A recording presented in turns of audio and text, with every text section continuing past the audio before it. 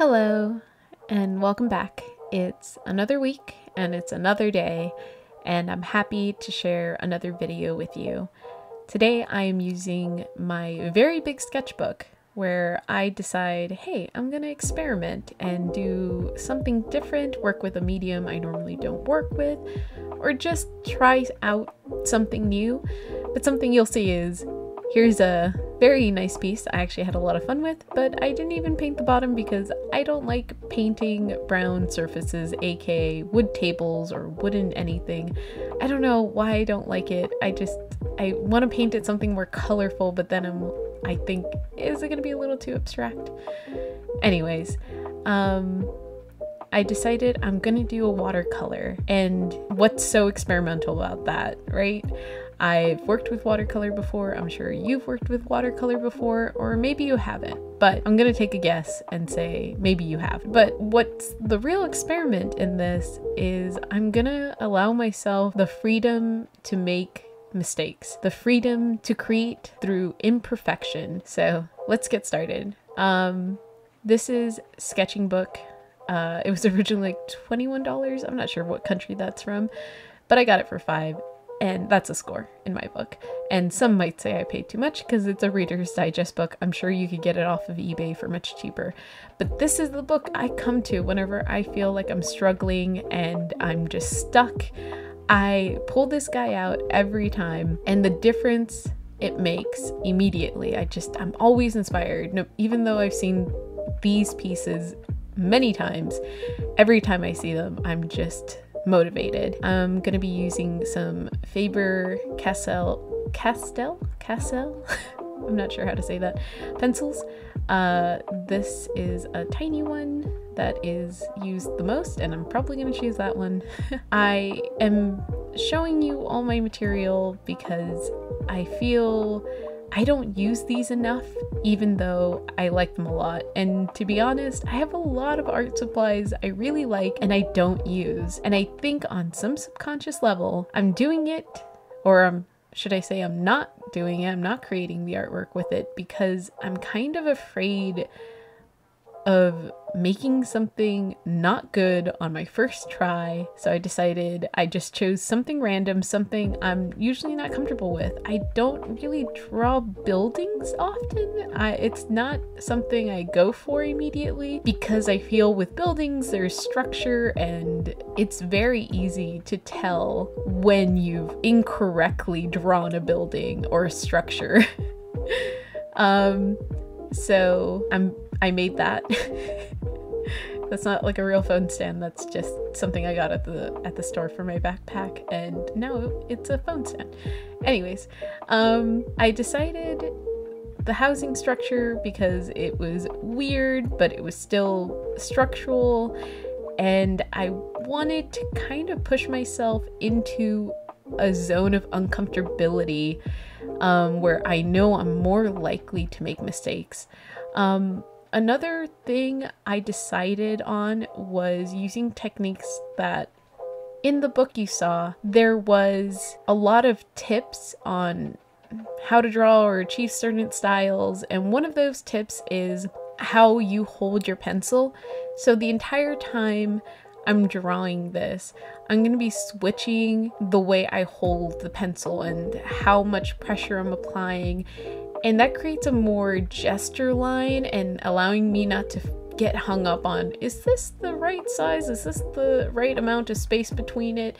Allowing for imperfection in that piece, because frankly, there are too many times where when we seek perfection and we seek to make something look identical or perfect, let's say you get it and you do get something that looks identical, a lot of times it's stiff and you just feel, I don't want to say cheapened, but you definitely feel like I invested all this time to get this building to look accurate, to make sure there were 120 bricks on this side of the building or this many panes in the window, and it just looks like a bad photograph. It feels flat.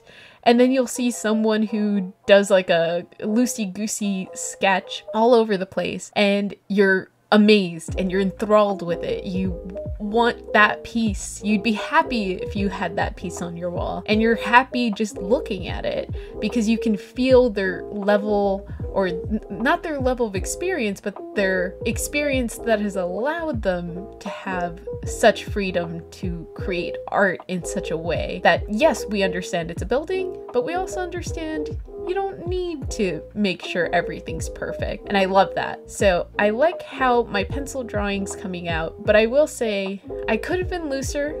If I had gone with a softer pencil, I probably would have achieved more line variation and line thickness. But as far as it goes for my first attempt in a while of allowing myself to be imperfect, I'm quite proud with it. I have to mention, while we're on this, don't put yourself in a predicament like I have, where I had decided to take my art seriously, and instead of pushing me into making more art, I ended up stalling. I had so many piles of sketchbooks where I was just drawing all the time, and just, whether it was small or taking up the full page, I was experimenting, I was doing this and that, I was having fun, even though I wasn't sharing it anywhere. It was mostly for me. I had a blast, and in the last 2 years where I decided I'm gonna try to make art my career or make a living off my art,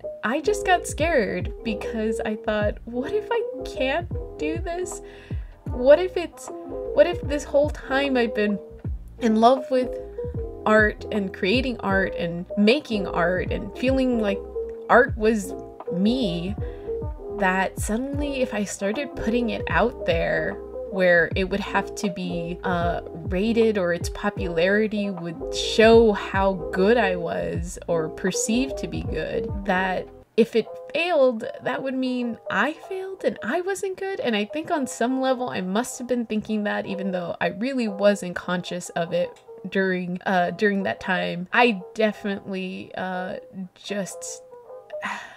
felt the fear had taken so much of my joy of creating art, where I always felt anytime I laid a pencil down, digital or a real pencil, I just felt, what if I have to post this, or what if someone's gonna see this, or shouldn't I be trying to make this to be seen? And it was very, very hard, and it still is hard to share art, and I'm finally opening up because I'm realizing it's better to share something than not to share anything at all, instead of trying to be perfect or trying to be an artist I'm not, or, you know, trying to be like other people who probably have worked and developed skills on how they are able to produce art at the level they are, at the amount of volume they are. And that's fine, that's great, I'm happy they found that, but I was being very hard on myself and very upset that I wasn't drawing, and then I wasn't where I wanted to be with my art career. So it was this horrible catch-22 where I couldn't draw because I was afraid of failing, and then I was failing at making it in my art career because I wasn't drawing.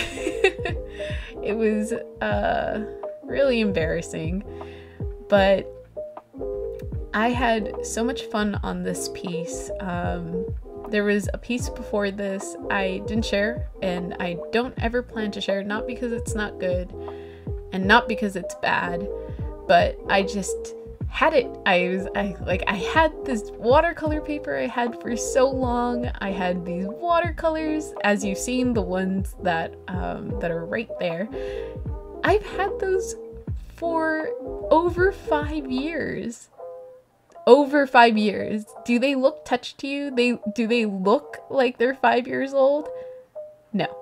Granted, I do have other watercolors, so that's partially the reason, and it's a little heavier, but the fact that they're barely touched is really sad, because I think there's a phrase that goes, the only paint wasted is the paint that stays in the tube. And I've been really chanting that in my head because of the piece that I'm not showing, where I just decided to throw down paint and I went crazy painting. And I have it pinned to my wall. I'm actually looking at it right now as I'm talking to you all. It motivates me. It's like, you can do it. You can do it. There's nothing stopping you from making art or doing anything except yourself. And that's what that painting's there for. Like, that's the painting I'm looking at that tells me you can do it. It's not about being good or bad. It's about doing it. So I finished the line art. And here is the house again, so you can have a little reference. I really like that lighting on the shadow. It looks like windows. I don't understand how that light dappled on the building, but thought it was neat. I was debating using these, then I just completely didn't. I don't think I touched anything in that case, which is fine.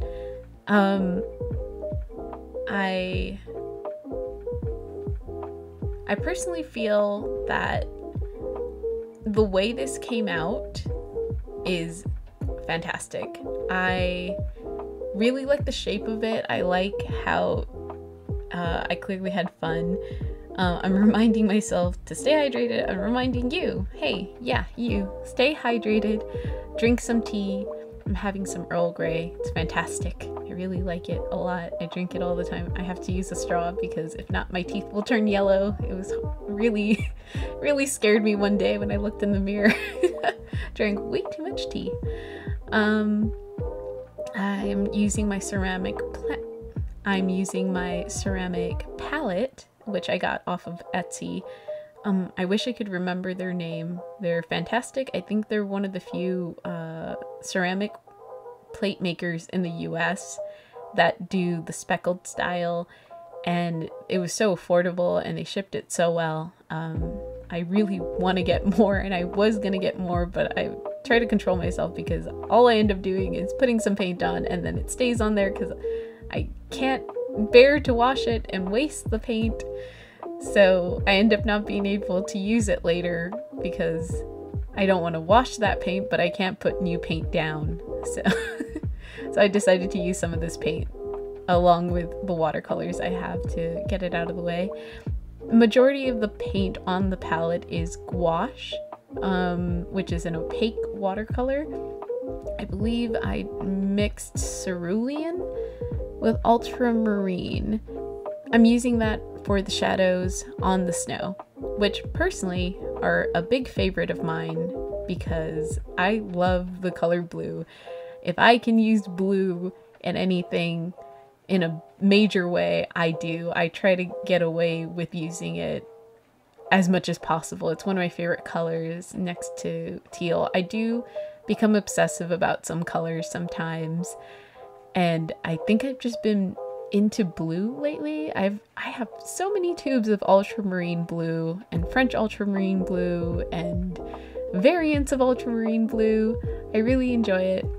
I also just want to mention, if I sound weird and I sound different, it's because it's really cold. I'm wearing a long sleeve, but I just got back from a hike, and my heat, I turn off my heat in my studio space because I just don't like wasting the electricity. But right now I'm thinking it maybe possibly wouldn't have been a waste if I could be warm and toasty and not shivering and sounding like a little penguin on ice talking to you right now. Okay, so I'm back. It probably doesn't seem like I left, but I did, and it's been some time, a day and a half, a little more. Anyways, like I was saying, back on track. So I'm still painting the snow, and I'll probably still be painting it for a while. I did cut some of this. So I'm still very new to video editing, and I don't know how to use proper terms, so go easy on me. I enjoy painting on this. I'm using a very large moleskin right now. I mean, I'm sure you can see how big it is because my hands are very small on it. Yes, I do have very small hands, but they're they look small on this because it's a very big sketchbook, and it was a little pricey, but I got it at my local art store and I had a bunch of coupons, so it ended up coming out pretty well. And it was also my birthday, and it was partial gift also from my boyfriend. It was very nice and I love using it. But this is the sketchbook I allow myself to experiment in, and you guessed it, I also have had this sketchbook for a good chunk of time. I would say at least maybe half a year, maybe a year in May probably. I would say definitely a year. And I have held back on creating art because in my mind, I'm already imagining how people will be looking at this, how they will be viewing this, how it will make them feel or interact. And these are all assumptions that are so extreme and so far out there, but I've grown accustomed to them. Maybe it's because I was like everybody else. I was stuck inside a lot of COVID, and yeah, I was out for periods of time, but I spent majority of the time with myself, and I just wasn't making art. I just didn't. I was afraid, fear on some level. It's not like I was necessarily afraid of a specific individual or a group of people or even the internet itself. I was more afraid of the limitation that I might incur from sharing my art. I was afraid if I shared this type of art, I would be classified as this type of artist. And I like drawing everything. I like drawing in every style. I have a connection to my anime roots. I started with anime and it allowed me to make stories and friends. It was amazing. I connected with so many people. It holds a very special place in my heart, and I know there are a lot of people who will see that, or maybe see a couple pieces, and then assume I'm a quote-unquote anime artist, but in a negative way. Like, yes, anime is significantly cooler than what it was a couple years ago. It's actually pretty mainstream now, but I feel like you're just not taken seriously, or in comparison to artists who do fine art or hyper-realism or concept art, and I just didn't want to be pinned into that. And there's so many artists who talk about that they cannot change their style because they're afraid of losing their sponsors or their fans or not getting as many views. So I just wanted, with this video along with my others, to be very clear and very upfront that I make a lot of art and it's all different, and it doesn't really necessarily mean I don't have a style or that I haven't found myself. I just enjoy drawing something in the mood that I feel of drawing that, if that makes any sense. And I just didn't want to get pinned in and then, oh, well, you're stuck drawing like this forever until we get tired of it, and then we want something new, but we don't want it from you.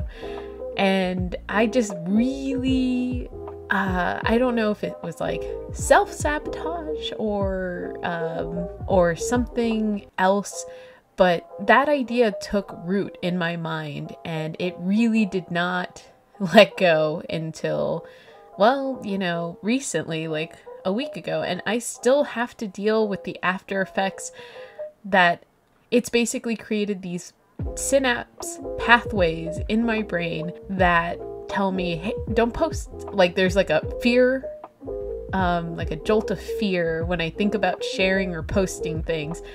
And I'm trying to get over it by just posting things and just getting over it and just letting it go. And I know this sounds silly because it's just social media.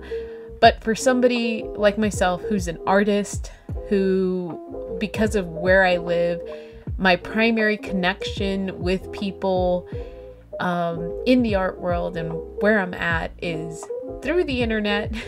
So without the internet, without the social media, which is the only avenue that some people get to see me through or talk to me through or interact with me, I just basically don't want to lose that connection with those people. But I also don't want them to think, what are they doing? What's wrong with them? And I know they won't. I know most people probably won't care. They'll just think, oh, that's interesting, if that. And that's what I've had to retrain my brain to do. And the other thing I've had to retrain my brain to do, which I mentioned earlier, is allow myself to make mistakes, allow imperfection, because I used to think, and like very recently, I used to think that, well, that I don't like those colors, I messed up the line work, or I'm 95% done and I just decide it doesn't look good, it's very ugly, I don't want to share it or post it because I don't want my perception of me to be misinterpreted, and I don't want it to cause any lasting negative effects, and therefore I will just cut it out. So this is part of it. I'm showing you something that by all algorithms would say, well, you posted 2 things that are like this, and now you're posting something like this, which is different. And maybe it's not gonna like it, but at this point, I really don't care. Like, yes, I care about making a living off my art, and I care about connecting with the right people, but I don't want to have an aspect of myself to lose myself or create a mock or fake version of myself to satisfy the internet, the globe, people I don't know, for some form of benefit of living. And I understand where that is very tempting if you do what the algorithm wants and you put out the same thing over and over again and people like it because, I don't know, you're supposed to be like a living sitcom or something. I have no idea. But if you're just enjoying me, the person who makes the art, and our little conversations, and a big bonus, you enjoy the art I'm making and it's relaxing and enjoyable, then that's great. That's a win. That's a win for you. It's a win for me. And I have really decided on this because of an artist on here. Her name is Sandy Hurst, or Hester. I want to say Hester. Sandy Hester Hurst. I'm really bad at remembering people's names. I've been working on it, but I'm sure I will put it up or at least link below. And she has, I think, 14,000 or maybe a little bit more followers, and when I started following her, I think she had just gotten up to 10,000 subscribers on YouTube. And what I was astonished by was she would post a video and she would get 10,000 views, meaning the majority of her subscribers are watching her videos, which to me, 10,000 people watching your videos who have decided to follow your channel for your art and for your voice and for your thoughts is a big win. And I might be overreaching or overthinking or something, thinking too many steps ahead, but should I ever get 10 people, 20 people, 100 people, any amount of people that genuinely want to watch what I'm making, I'm over the moon. It's gonna be awesome just to have that little bit of connection. If it grows to something bigger, that's amazing. If only I get 1 subscriber or just 5 people watching on average, anything, I have to say I'm happy, because the biggest thing I'm appreciating or appreciative of what's going on right now is I've allowed myself to do something, which is create these videos, create on the spot, on camera, which, believe me, a lot harder than you'd think. At least for me, it's almost like stage fright. And I've allowed myself to do this, to commit to this. And if I do this for a year, regardless of the outcome, in any way. It's a success for myself. It's a success for me because I thought so negatively of myself and what I wanted to do, because I just didn't allow myself to make mistakes. I needed to be perfect. I needed to be good. I needed to have the best of the best. And without those awesome things, those things that would make me good or make my success guaranteed, I just shouldn't do it. I shouldn't try. I shouldn't allow myself to fail. And I'm here to say you should allow yourself to fail. You should allow yourself to make mistakes. You should have a space for yourself to make those mistakes. If you're like me, where you're coming out of this, where you're stepping out of your shell and you just need that sandbox where you can explore your ideas and your feelings and your thoughts to create. And I think by allowing yourself to do that, allowing yourself to make mistakes, you learn from them. Like, I've learned how to do so much on a program I really had no knowledge about. Anytime I run into an issue on here, it's go to Google, go to YouTube, and look it up. And honestly, now with the internet, you can do that. I say go out there, try something you haven't done before, be safe of course, and allow yourself to be imperfect. Allow yourself to have a shaky video, to not have a great audio, but just do it and then just work on it and learn, and you'll probably figure out ways to make it better, to succeed at the very least for yourself and your own self-confidence. Because trust me, after doing this, even though I don't know if anybody's genuinely watching them or if it's just bots or something, but I feel amazing by putting this out. I don't expect any success, but if I can make somebody's life, a moment in their life, more enjoyable and relaxing or interesting, or allow them to do something different, to explore life and have a good time doing it. And I was a precursor to that. I was something that triggered that to happen. I'd be very happy to be part of that. Or simply just allowing yourself to be more kind and patient with yourself and not expect yourself to be a expert immediately or cut yourself down so harshly. Simply allow yourself to make mistakes. With that, I hope you enjoyed this video. I hope you enjoyed our little talk together. I hope I hope you have a great time. If you like this video, if you want to see more, like the video or subscribe, and I'll see you next week. Bye.